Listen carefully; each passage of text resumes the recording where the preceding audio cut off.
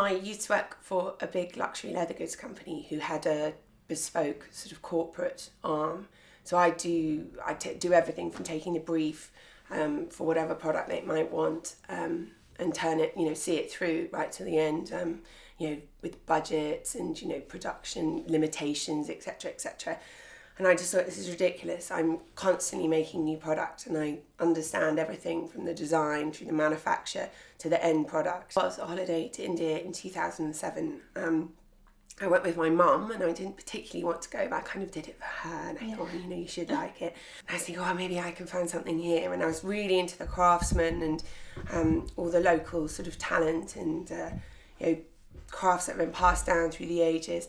So I started having these wild ideas about importing furniture and things like that. But then when I got home, I realised I'd need to have a shop and all sorts of crazy overheads. So I then went back to work and then refined my idea back a little bit and decided that I could do what I did in my old job for myself in India with local craftspeople.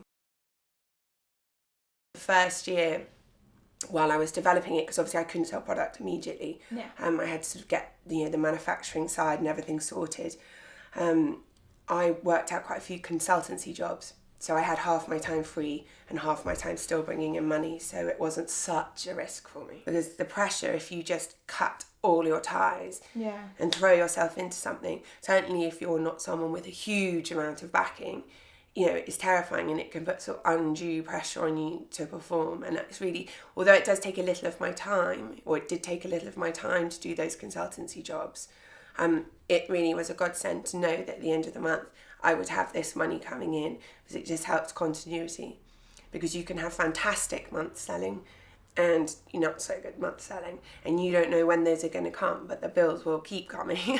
Because you're still, you're having, and especially in the first year, there are so many things you need to spend on, your logos and your website and etc., etc. And you want to get them right and perfect, so for the future, you don't have to keep changing them, and that all costs money. So you have to be quite canny with the cash, I think.